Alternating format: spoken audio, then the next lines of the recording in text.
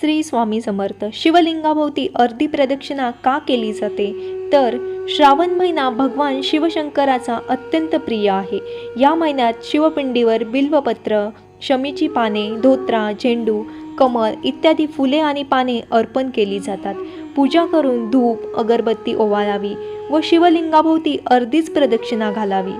पूर्ण प्रदक्षिणा कधीही घालू नये, कारण शिवलिंगासोबत एक जलधारी असते. शास्त्रानुसार जलधारी ओलांडू नये, कारण शिवलिंगाला अर्पण केलेले पाणी त्यातून खाली वाहते. जर आपण पूर्ण प्रदक्षिणा केली तर आपले पाय त्या पाण्यावर पडतील, जे अशुभ आहेत. म्हणून जलधारीपर्यंत पोहोचताच प्रदक्षिणा पूर्ण मानली जाते. श्री स्वामी समर्थ.